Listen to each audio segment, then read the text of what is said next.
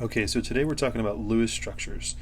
And a Lewis dot structure just describes the number of valence electrons that an atom or ion has. So for example, if we were talking about, let's say sulfur, okay? So sulfur, the first thing we want to start with is just the element symbol. And so if I go down to the periodic table, and you should probably have your own periodic table handy for this, but sulfur is right here in group 16, and so it's right there.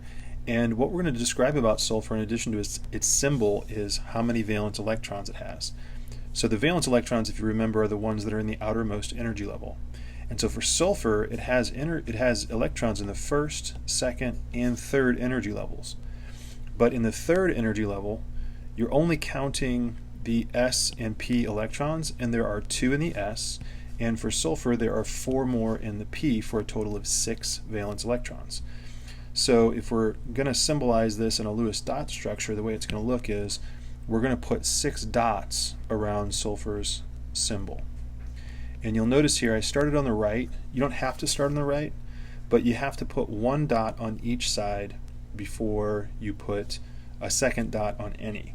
So if you just kind of imagine like a little box or square around the symbol, each side of that square gets 1 dot before you put a second one on any. All right. So that's sulfur. If we were to go with magnesium, is Mg, and again, if we go back to the periodic table, magnesium is magnesium is right here. Okay. So here's magnesium. It's going to just have 3. It's going to end in 3s2. So all it has in the third energy level, which is also its highest occupied level, would be 2 valence electrons. And again, where they go doesn't really matter as long as you don't put both of them on any side. So I usually start on the right and then go counterclockwise like that. But you could put them on the right and the left, the top and the bottom. It doesn't really matter at all. Okay. Now we can also have ions. Now ions are where the atoms, protons and electrons don't add up.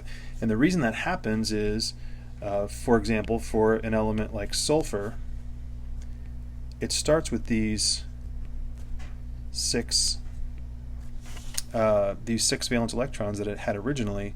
But if we look at the periodic table, sulfur is not stable, and basically that just means that it's not a noble gas. So sulfur is really close to being like argon.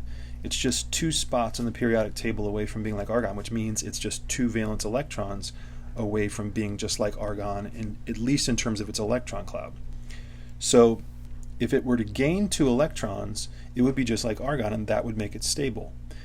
The other thing it could do would be to lose electrons to be like neon, right? But it would have to lose 6. And if you remember ionization energy is really high for these elements in the nonmetal portion of the periodic table. So losing 6 valence electrons is going to be impossible for sulfur. Even losing 1 would take a lot of energy. Okay, so if I were to describe what's going to happen to sulfur, is sulfur is going to gain 2 electrons instead of losing 6. So the way I show that in my Lewis structure is I like to put little X's, and the only reason they're X's is just to show that they didn't originate with the sulfur atom. And then whenever we have electrons added, we're going to put little brackets around our Lewis structure, and then the charge would go on the outside. And if you think about the charge, well, I haven't changed the number of protons, so the positive charge hasn't changed. And it was 0 charge before, right? So this had no charge. Okay, but if I add 2 negative particles, then it's going to have a -2 charge, right? So -2 or 2 minus, it doesn't really matter how we write it. But now this thing is called a sulfide ion. And one thing I want you to note is the ending here, the IDE ending, that gets added anytime we have a negative charge on an ion. And then the other term that you need to be familiar with is, this is what we call an anion, which I misspelled. anion is a negatively charged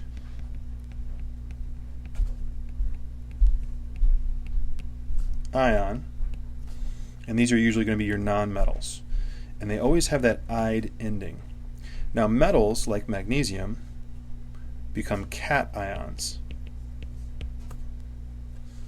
I guess I should be consistent here.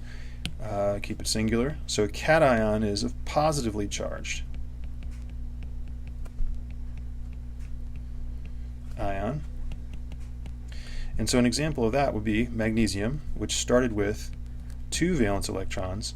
And let's go back to the periodic table and talk about its electron configuration. So magnesium had just 2 valence electrons. So would it gain 1, 2, 3, 4, 5, 6 to be like argon?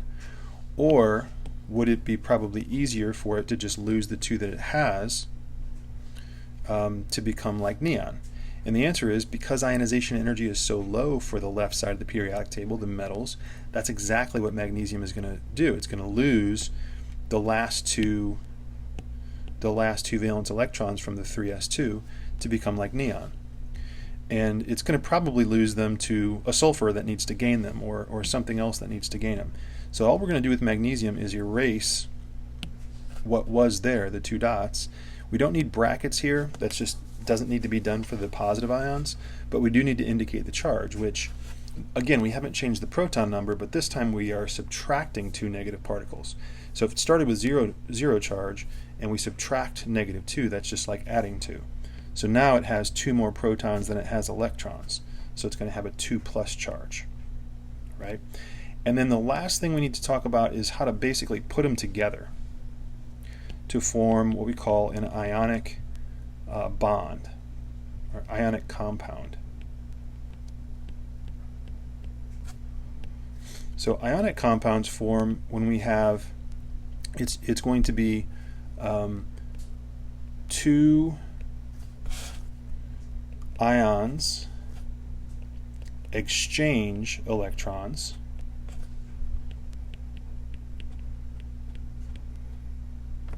and so you're going to end up with a cation and an anion. So for example, or, the one that we've been using, magnesium, which starts with 2, and then sulfur, which starts with 6. These guys would make a pretty simple little partnership, because you could say, well, sulfur has a more positive nucleus, a greater effective nuclear charge, so all we're going to have is that very positive nucleus of sulfur is going to attract these 2 electrons from magnesium. Magnesium then is happy because it's lost those 2, and so it's going to be just like neon in terms of its electron configuration. And so I'm just going to move my little electrons over here to sulfur, and that's going to give me a sulfide ion, which is -2. And it's going to leave behind a magnesium that has a +2. We don't change the name of the cation, by the way. So this compound would then be called magnesium sulfide. And the formula, since it's just a 1-to-1 ratio, would be MgS. Okay. Let's try another combination that would be maybe a little bit more complicated. Let's try, let's see if we can make the formula and draw the Lewis structures for magnesium. Well, let's try different. Let's try barium.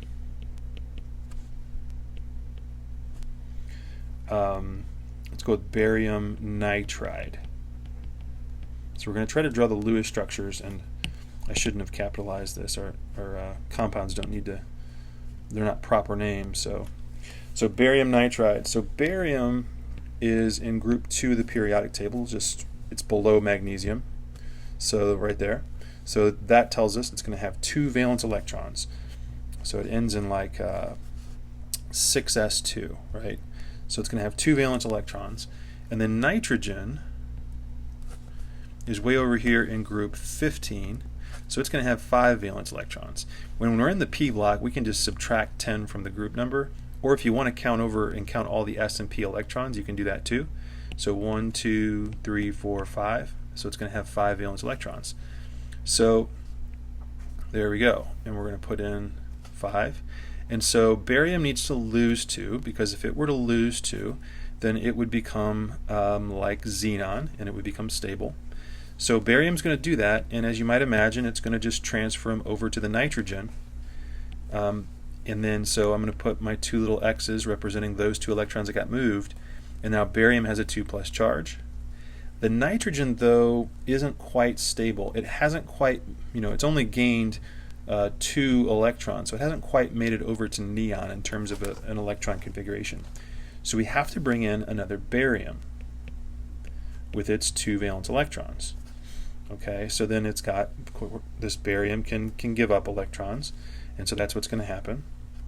It's going to give up one of them to this nitrogen, which is now stable because it has 8, has a full octet. It has a 3- charge because it's gained 3 negative electrons, but this barium isn't quite done. So it still has to lose an electron. So we're going to bring in yet another nitrogen. Now it would be nice if I could just draw this nitrogen with 7 valence electrons, and then that would make this a nice, neat little combination. But that's not the case. Nitrogen has 5 to start with. So we're going to draw our nitrogen with 5. We're going to move one of those electrons over, making barium happy with a 2+ charge. So once it becomes happy and stable, I'm going to write its charge. But nitrogen that I just brought in here is not stable. It still needs 2 more. So, yep, you guessed it, we bring in another barium, and that last barium is all we need because it has the 2 electrons that nitrogen is missing. And so those 2 electrons can get shifted over to this nitrogen, making it into nitride with a 3- charge, and this barium is 2+. And if we count up all of our ions, I've got 3 bariums, so I'm going to say Ba3, and we always list the positive ion first, and I've got 2 nitrides, right? So these 2 nitrides, right? So that means I'm going to say N2, and that's my ratio, and that is the formula for barium nitride.